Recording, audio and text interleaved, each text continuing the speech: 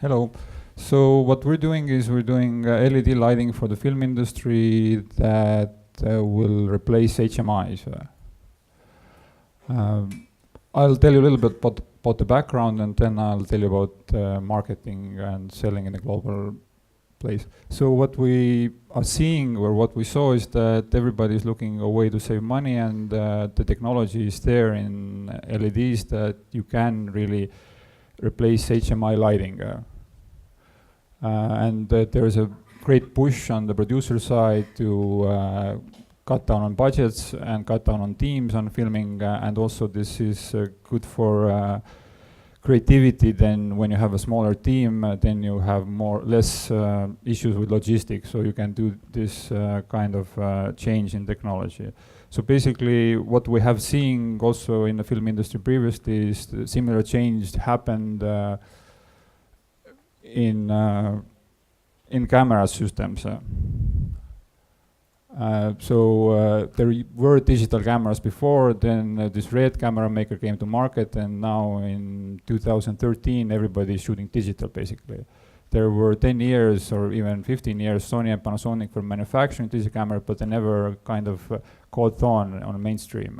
So we are seeing the same kind of trend in LED lighting, that previously LED lighting was used as supplementary lighting, but now the technology is there to use it as a replacement, direct replacement for HMI.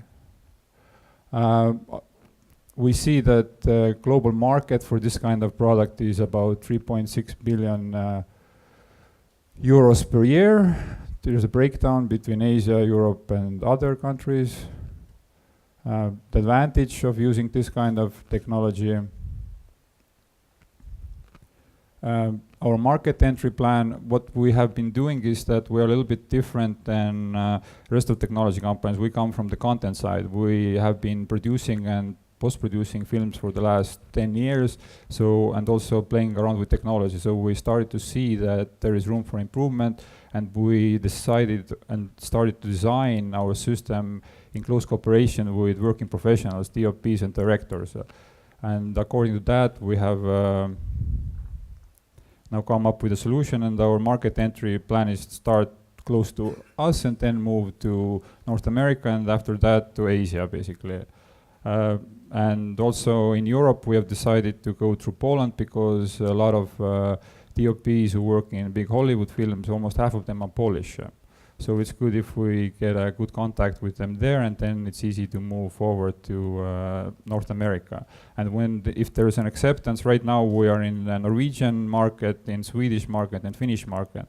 And this is also good that Scandinavian market has very high requirements. If we can meet those requirements, then the rest of the world will hopefully follow.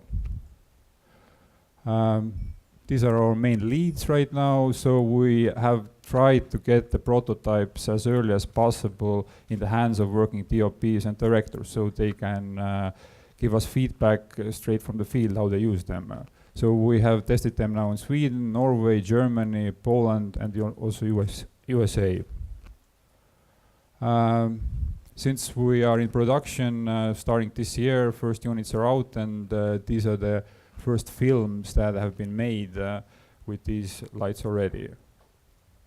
Here are a few images from different sets where our lights have been used.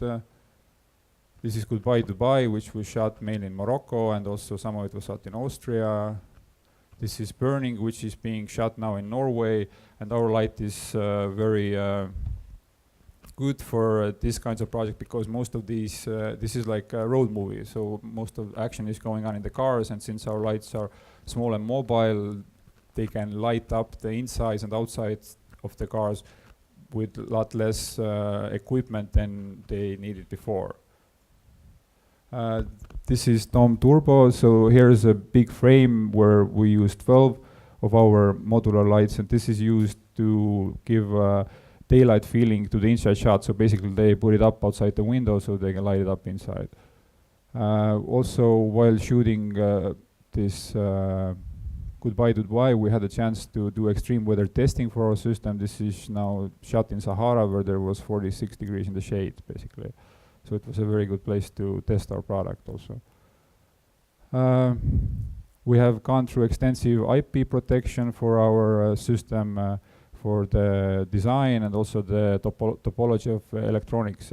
We are dimming the lights a little bit differently than the rest of the industry is doing. What we're doing is we're using analog current control instead of pulse width modulation, which is used widely. What that means is that pulse width modulation for dimming LEDs used that since LEDs have no inertia, they can be turned on and off instantly. So easiest way to dim them is actually to flicker them at a very high frequency so you don't see the flicker, but to you it seems that it's burning at half power maybe. But digital cameras have a different way of seeing things. They are scanning line by line. So if we have flickering, we will start seeing artifacts. What the industry is doing right now is they're pumping up the flickering to about 100,000 times a second, but still if we go to higher frame rates, there will be artifacts. So to solve this problem, we are using analog current dimming. So that means there is no flicker at any frame rate. Material and technology selection. Also, when we tested our prototypes, we were seeing that there is a lot of LED companies who there is a lot of going on in the low end of the market, but high end of the market is empty. So we talked with our Swedish partners, and they also recommended that we should go all the way to high end. So this way that we should build a fixture that lasts as long as the LEDs themselves last, because the trend is at the moment is that new LEDs are coming out every 6 to 12 months, and the fixtures are built also to last this amount of time. What we did is we did a modular system so that the LED chips themselves can be updated or changed out for the future. So this way you buy a fixture that can last a long time and it is upgradable. And this is also good for the rental market because the low-end fixtures, which are built to last 6 to 12 months in somebody's personal usage, will usually die in a month when they're out in a rental business. So nobody's happy with this because when the fixture is broken, the rental has to find a new fixture and the client is not happy either. So we selected the highest grade of materials and also did the topology in-house for the power supplies also, because what we're seeing, again, there's a lot of different power supplies out there, but most are, again, very price-orientated or very general uses power supplies, so we couldn't find anything that was fitting for our usage. Also, competitive advantage, what I went over already, and before we started building LED lights, we were doing more playing around with cameras. So we built a 3D camera system prototype in 2009, which was used also by Werner Herzog in his film Cave of Forgotten Dreams, but after careful consideration, we saw that we don't have the assets and the possibility to make it as a fully developed product and to compete with Sony and Panasonic, because there is not that many resources available to us here. Here's a quick overview. Team, it's basically a family company. I run the company. My brother is the head of technology, and my father is head of design. It is a very good coincidence for us because our father in Soviet time used to be the head designer of one of the biggest plastic manufacturers, Salvo, in Estonia. So, and after that, for 20 years, he was doing a graphic design, and now he's back at industrial design. I put together a little bit of lessons and challenges that we have been running into when developing all these things. I think these are good lessons for everybody, not only us, because when we set out to do something, we're very optimistic, but then we see a lot of details that can bog us down. So it's good to keep some of these things in mind. First, team and partners. What we're seeing is this, that for ourselves, team is sometimes even more important than the product that we're developing, because if we have a good team, then we can develop anything. And also looking from the side of investors, they also are not investing in a product, but they're actually investing in a team. And also what we have seen, that building a good team that can play together well is taking considerable time and effort. We have been now putting together a team. It has taken us 3 years and it's still going on. So you shouldn't expect to have a functioning team very fast. Also partners and the subcontractors, what we have seen also is that it makes sense to find partners who share the same kind of view and understanding of things, and it's easier this way to move forward with them, because otherwise we have run into issues with partners who have had different kind of understanding of technology development than we have. And also what we're seeing is that we have to change partners eventually anyway, some of them, so it's important to understand when the views differ and make a change as fast as possible. This way you will save a lot of time and money in the end. And it's always good to have a backup plan, so even if you are having good partners, you should always look around to have somebody else as an option. Sensible development, we have been doing different things and being very optimistic, but now we are getting to be more realistic since we have our product out. So it's important to know your technical capability, set goals according to that, and also keep yourself informed about what others are doing. And also it's reasonable to presume that you can't make things 10 or 100 times cheaper and faster than everybody else, although it might seem so in the beginning, but what we're seeing is that 90% of development takes about half the time, and the rest 10% fine details takes another half of the time. And also, due to our small size, what we're also seeing is that most affordable innovation for us is combining and borrowing existing technologies and solutions from different industries. So maybe car industries or IT industries, they already have something similar, and then it's very easy to just modify it, bring it over, if it's possible. And that can also, this way somebody already has gone through a long phase of innovation, and then it's easy to borrow just from them. Time planning is another key issue, which I think will give a lot of headaches to most of us. What we're seeing is, you should consider that you should plan that you have issues and things take longer than you are planning. So what I usually do is, even with the subcontractors, everybody's very optimistic, so I usually double or even triple the timeline that they give us. So this way, if they finish early, then we're happy, but if they go over it, or if they usually come within like double or triple time, because again, there are a lot of details and a lot of things that change. And also plan for redoing and changes, that is part of that, because sometimes when you set out to do something, you will find a better solution or a better idea when doing it. Also, testing time is very important and needs a lot of time. And what we're seeing also is that you need 2 or 3 generation prototypes, which will allow you to find and fix most of the large and small issues. When we're moving forward, then I think maybe 1 or 2 generations will suffice, but usually a 2 to 3 generation in the beginning is a good plan. Attention to detail and complete solution. What we're also seeing, there's a lot of things floating around that are just solving a little issue, but are not taking into account the big picture. Also, when trying to push out the products out the door, then you should remember that the clients should not be your beta testers, because you only get one chance to make a first impression, and if that first impression is not good, then you're done, basically. Also, this complete solution development, when we set out, we didn't want to just develop another LED light. So we took a step backward and we're looking at the whole picture. What we came up with was this TS LED lighting system. So we came up with a complete system that is modular and mobile, and just not a lighting fixture anymore. So it always makes sense to add more value and look at things maybe a little bit from further away than you are at the moment. Also testing as early as possible, because again, the earlier you get to know the flaws, the cheaper it is to fix them.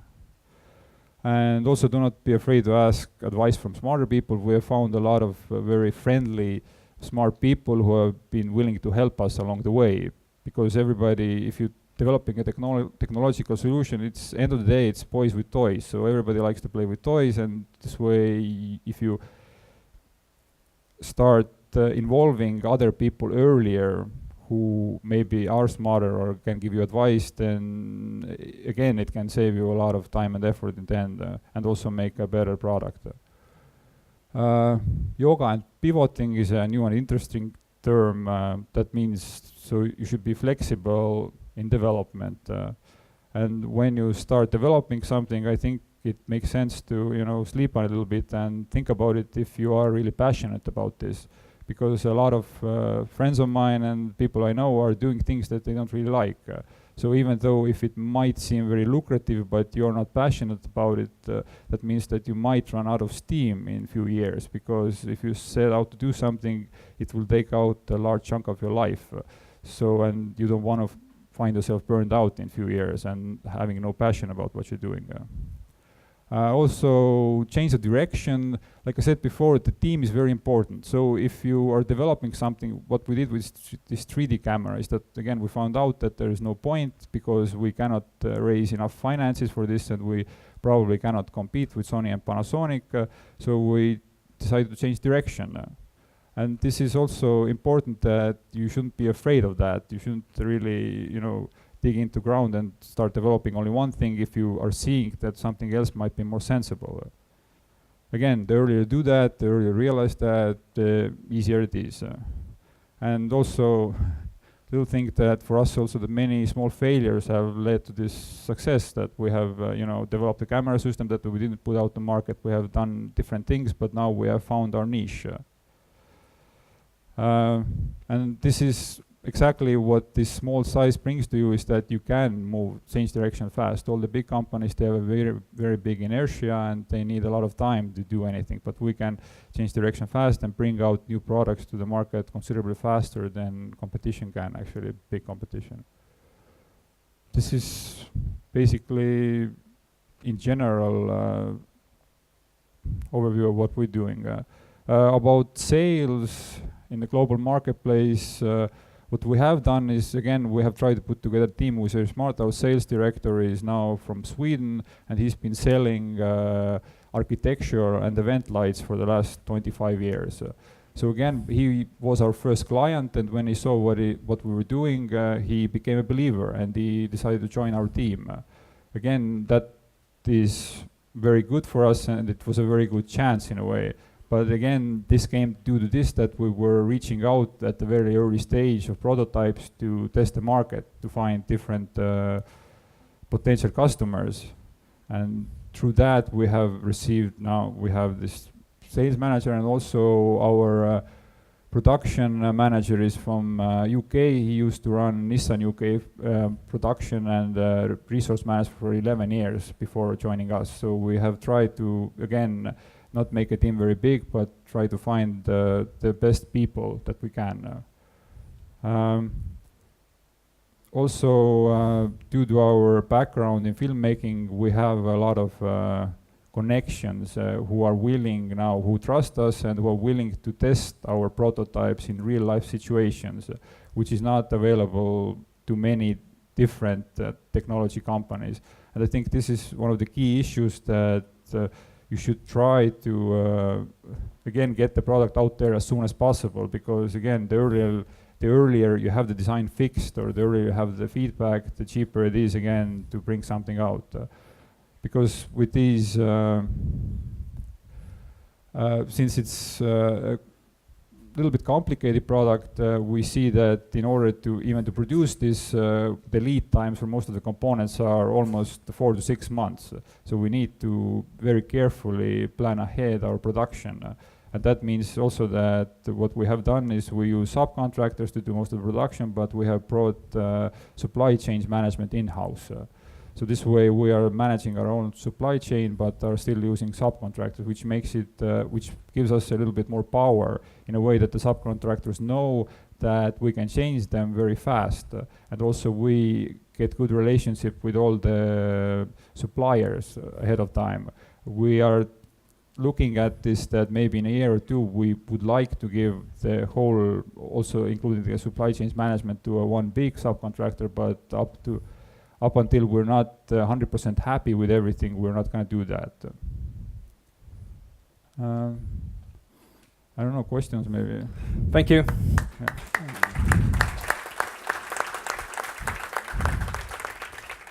So, questions?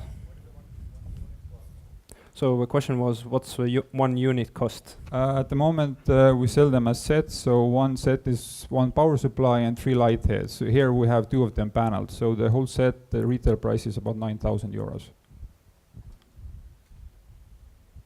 Yes. Let's get the mic.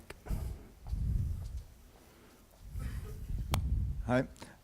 Did you get any funding in Estonia or elsewhere for that, or did you need, or if you didn't, why didn't you, or how you? Okay, funding. We got from Enterprise Estonia for the product development. We got 700,000 funding. The whole budget was 1.3 million. And now we've been setting up production with the help of a bank loan, since we had a history before doing this. So we were doing production and post-production, and we were doing quite good with just this 3D camera rental. So we had a good turnover, and the banks liked that. We have been talking with the different risk capitalists in Estonia, but what we're seeing is that if possible, banks' money is the cheapest money, basically, and it comes with the least restrictions, in a way that if you bring in risk capitalists, they want you to have a very fixed budget for the next 12 months, and if you're in early growing phase and need to change direction fast, then it will be very difficult. So I'd recommend to hold out as long as you can without risk capitalists. And what we're also seeing is that now that we're out in the world, that we have more interest foreign interest coming, and the terms are more reasonable in a way than the local terms, since we are moving out of the seed stage at the moment. Yes. Okay. Hello. You said that you shouldn't give products that are not very good or ready yet to the customers, because they will get a bad first expression. But then again, you said that you should get the product very quickly out there so you can test it. Yeah, you shouldn't sell the product as a finished product to a customer. Sorry? You shouldn't sell the product as a finished product to a customer when it's not finished. That's what I was meaning. So you're giving for prototype testing, you are giving for free or with small sum, or? The prototypes have been for free at the moment, because Okay. there's no point in charging for something that is a prototype stage. Mm. But when you start selling it, you must make sure that it's working perfectly. Mm. Because, yeah. Okay.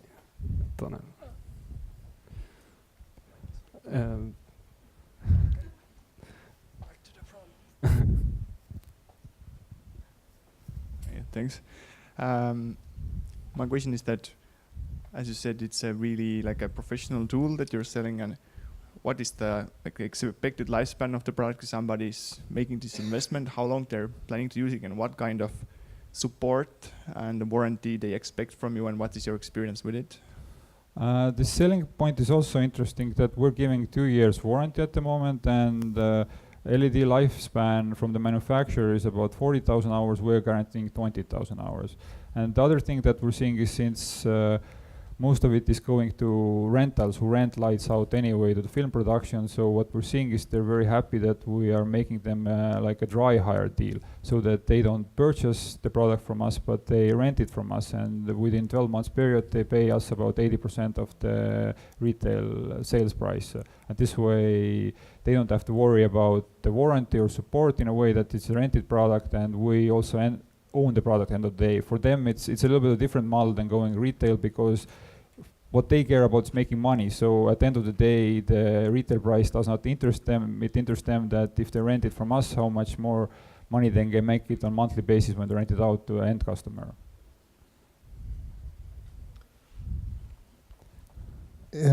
Question is a bit technical. Did you do a test on green screen, and how it went? Yeah, we have tested on green screen and it went good, because we have 2 types actually heads. One is RGB white, which is the main product, so you can basically make it any color you want, and you can also light, it depends how you want to light the green. We can light only with the green light, green behind the subject if we want to have really contrasty green, or we can just overlight it.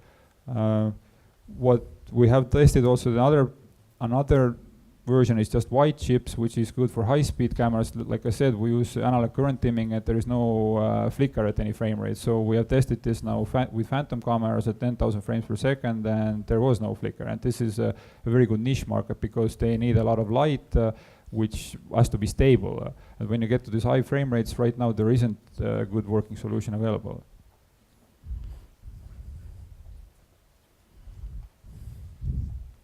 I wanted to ask, have you protected your product somehow with patents or something like that? Yes, we have extensive IP protection. We have taken out design patents and all the elements, and also we have a utility model now for the whole system. We are also getting a patent for the topology of the electronics, and then after that we are also getting a PCT patent to cover most of the world countries, which also includes the software, because in EU you can't get a separate software patent, but if software is part of the set, then you can protect that also.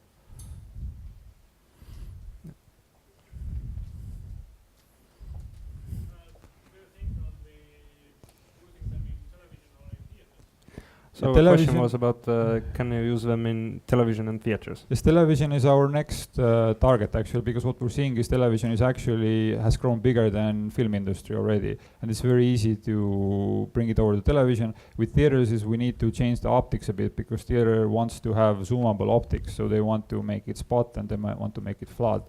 But since it's a mobile system, we can do this, but this is our like a third priority. Right now we're concentrating on film industry. After that we are planning to go in television, and after that to theater.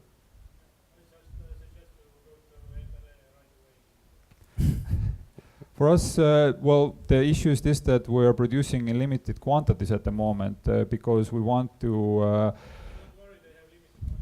yes.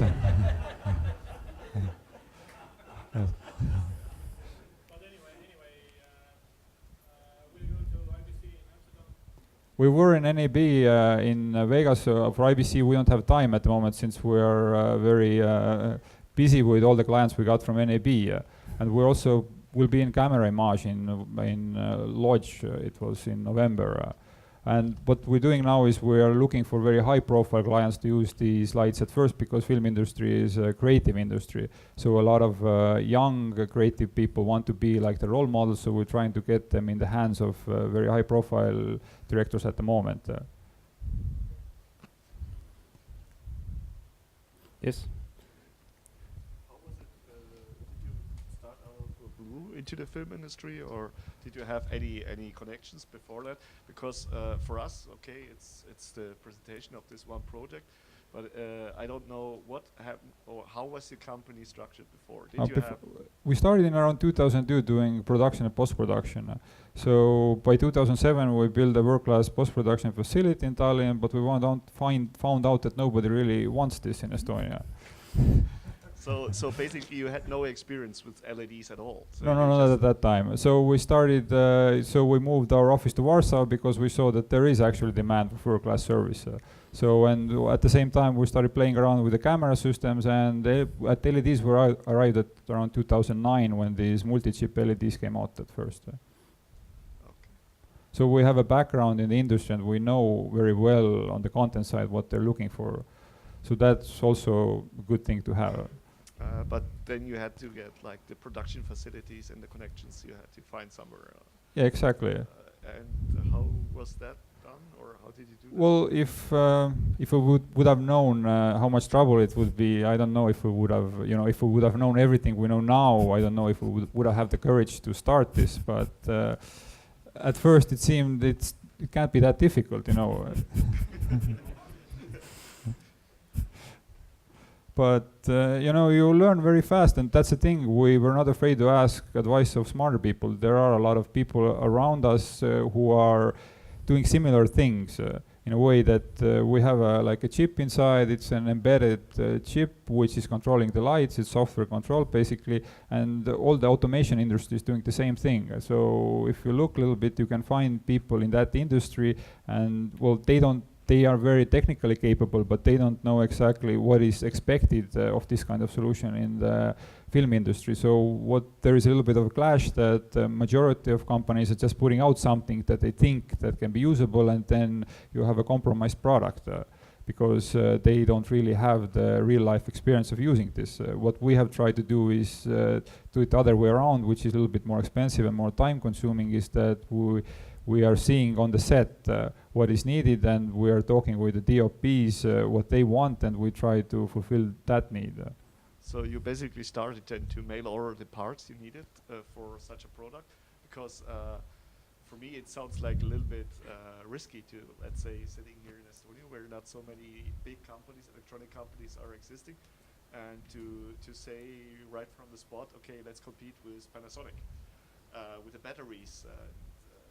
Well, you'd be surprised. There is a lot of subcontracting from Swedish and Finland going on in Estonia. So actually, the technology base is pretty good. And also, in 2007 we moved out of Estonia most of our production and post-production to Warsaw, where there is a lot more going on. Again, we are getting the feedback from the industry that what we're doing is what they want.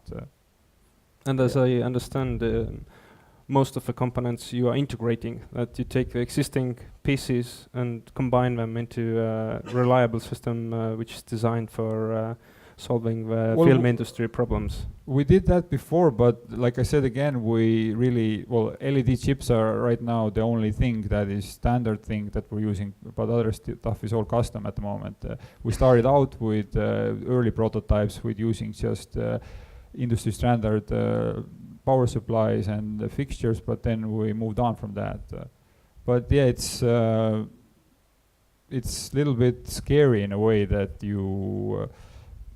For us, it's like a little bit of a playing that we had passion for this, and that's why we started doing this. It wasn't in the beginning for financial gain or to turn it into product, and we just saw that some things could have been done better, and we tried to solve these problems that we saw on the set. And from that, it all started growing out. First of all, these camera prototypes that we were seeing that we were able to do it faster. With this 3D camera system, it was interesting that in 2009, how it's done usually is you have two big cameras, and then you have a sync cable in between, and then a big mirror rig, and it's about 35 to 40 kilograms to have a 3D system. So what we did is, since we were having good cooperation with Silicon Imaging, who just made the camera head, basically the sensor separately, and the sensor just comes into a recorder, so we ask and bug them about this. Maybe they can just put two sensors into one recorder, that they can make the software for it. They made the software and we made the hardware, and we were able to build a system that weighed only 7 kilograms.